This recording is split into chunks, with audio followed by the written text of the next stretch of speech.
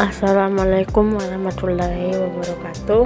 Perkenalkan, nama saya Alfia Gemintang Ramadhani dengan NPM S01 2021 022 dari Program Studi Administrasi Pembangunan Negara Politeknik Jalan Makassar. Di sini saya akan menjelaskan siklus kebijakan publik dan contoh dari kebijakan.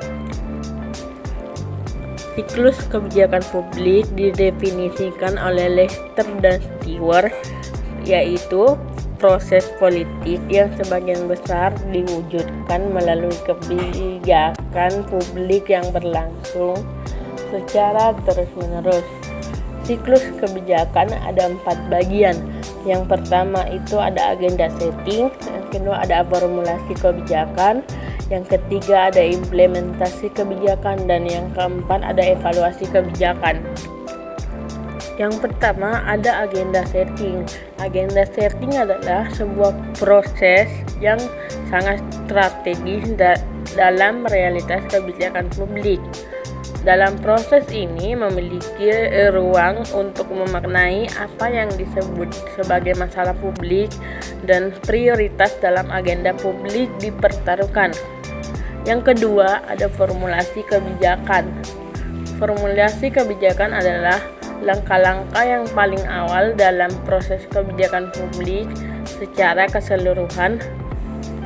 Oleh karenanya, apa yang terjadi pada fase ini akan sangat menentukan berhasil atau tidaknya suatu kebijakan publik yang dibuat pada masa yang akan datang. Yang ketiga ada implementasi kebijakan. Implementasi kebijakan adalah aktivitas yang terlihat setelah dikeluarkan pengarahan yang sah dari suatu kebijakan yang meliputi upaya mengelola input untuk menghasilkan output atau outcome bagi masyarakat. Dan yang terakhir ada evaluasi kebijakan.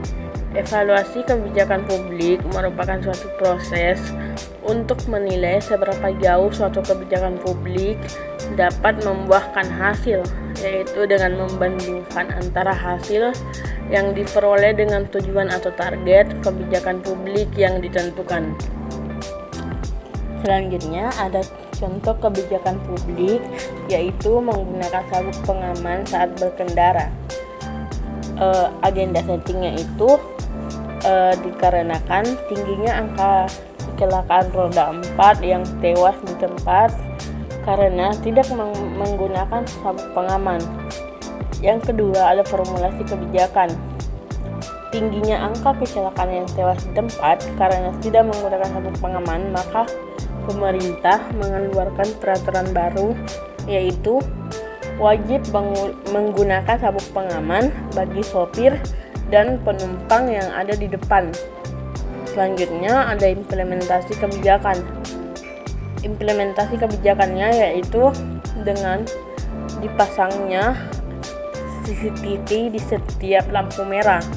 Selanjutnya ada evaluasi kebijakan. Evaluasi kebijakannya yaitu setelah dilihat kebijakan tersebut dapat berjalan dengan baik dan juga dapat mengurangi kecelakaan yang tewas di tempat dikarenakan tidak menggunakan sabuk pengaman, maka kebijakan tersebut dinyatakan tetap berjalan dengan lancar. Sekian dari saya, lebih dan kurangnya mohon dimaafkan. Wassalamualaikum warahmatullahi wabarakatuh.